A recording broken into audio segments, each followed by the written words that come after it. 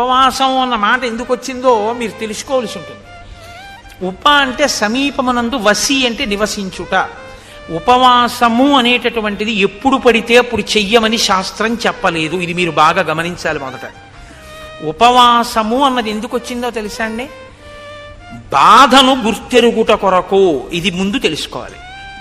ఎందుకు గుర్తెరుగుట కొరకు అంటే తినగలిగి తినకూడదు. మీరు తినగలరు, ఆకలి ఉంది కానీ తినరు.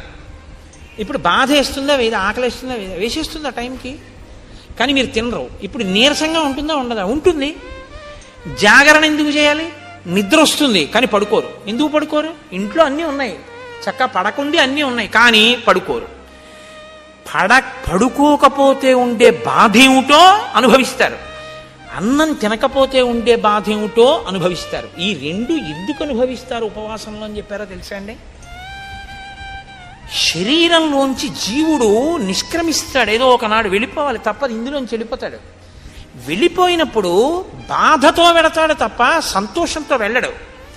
వెళ్ళిపోయేటప్పుడు చాలా సుఖంగా ఉంటుందని మీరు అనుకోవద్దు, చాలా బాధగానే ఉంటుంది. వినిర్ముక్తం అయ్యేటప్పుడు ఒక్కొక్కసారి 1,00,000 తేళ్లు కుట్టిన బాధ ఉంటుందని చెప్పారు. ఆ వినిర్ముక్తమైనప్పుడు బాధలో ఈశ్వరుడు ఎలా గుర్తొస్తాడు మీకు? ప్రయత్నపూర్వకంగా బాధలో ఈశ్వర స్మరణ మీరు అలవాటు చేసుకోవాలి. కాబట్టి తినగలిగి తినకుండా ఈశ్వర స్మరణ, పడుకోగలిగి పడుకోకుండా ఈశ్వర స్మరణ, అది జాగరణ, ఉపవాసం. అది అందుకొచ్చింది.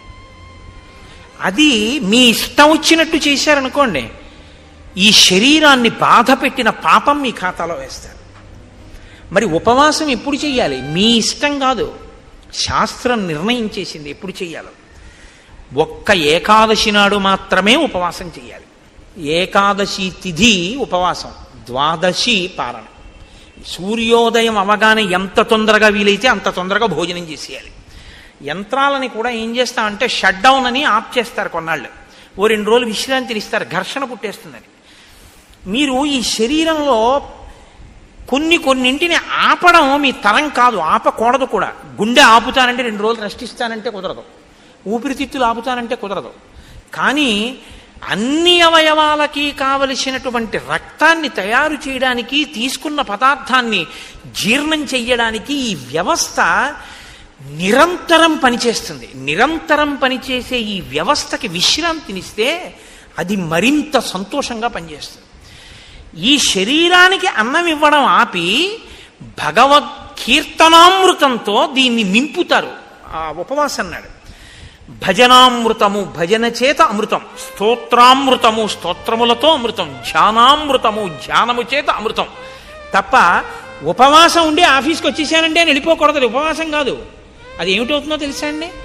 తినగలిగి తినకుండా ఉండి ఒకనాడు కిందటి జన్మలో ఎవరో నువ్వు అన్నం తింటున్నప్పుడు వచ్చి పెట్టమని అడిగితే నీకు ఉండి కూడా లేదని ఇంట్లో పదార్థాలు దాచి ఆకలితో ఉన్నవాడికి పెట్టకుండా పంపించినటువంటి వాడి బాధ నీ ఖాతాలో పాపంగా పడిపోతే ఆ పాపాన్ని ఇవాళ నువ్వు కూడా ఉండి తినకుండా దరిద్రాన్ని తీర్చేసుకున్నావు, ఆ పాప ఫలితాన్ని.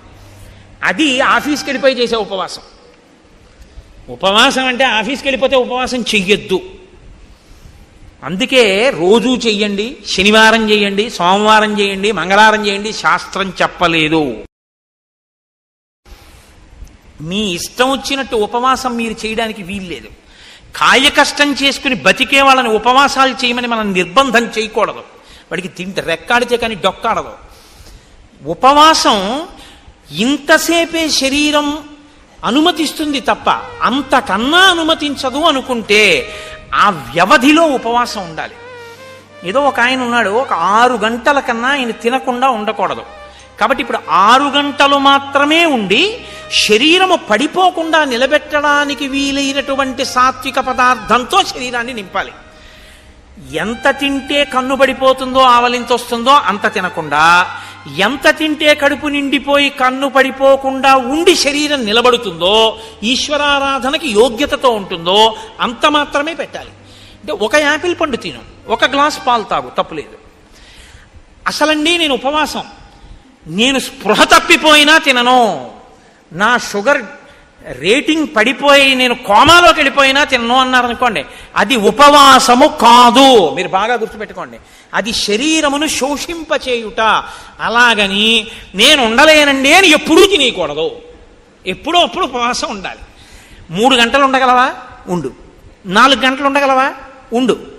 అరగంట ఉంటానండి అని చెప్పి ఇడ్లీ 8ంటికి తినేది 8:30కి తినేయకూడదు. ఏదో ఒక రోజున నువ్వు ఉండగలిగిన వ్యవధి చూసుకుని ఉపవాసం చెయ్యాలి. ఆ ఉపవాసంలో ఏం చెయ్యాలి అంటే, మీరు రోజల్లా ఉపవాసం ఉన్నారనుకోండి, రోజల్లా ఉపవాసం అంటే అర్థం ఏమిటో తెలుసా అండి? మీరు చేసేటప్పుడు పురాణం ఎలా చెప్పిందో అలా చెయ్యాలి. కల్పం అంటారు, అంతేకాని మన ఇష్టం వచ్చినట్టు మనం చేయకూడదు. పగలంతా ఉపవాసముండుట అంటే మార్చి మార్చి ఈశ్వర సేవ చేస్తూ ఆయనకు దగ్గరగా ఉండాలి. తిన్నది కూడా ఆయన ప్రసాదం తినాలి. ఉపవాసం చేసిన రోజు రాత్రి భార్యతో కలిసే పడుకోవాలి, కానీ మనసు కదలకూడదు. మనసు కదలకుండా పడుకోవాలంటే పూజామందిరంలో పడుకోవాలి. పూజామందిరంలో దర్భాసనం వేసుకుని పడుకోవాలి భార్యతో కలిసి. తప్ప ఆవిడతో కలిసి పడుకుంటే నా ఉపవాసం పాడైపోతుందండి అని ఇద్దరు చెరోగదిలో పడుకోకూడదు. ఇంకా నువ్వు ధర్మబద్ధమైన దాంపత్యం ఏం చేస్తావు? దర్భాసనం వేసుకుని ఇద్దరు పూజామందిరంలో పడుకుంటే ఆవిడ నీ పక్కనున్నా నీ మనసు కదలకూడదు.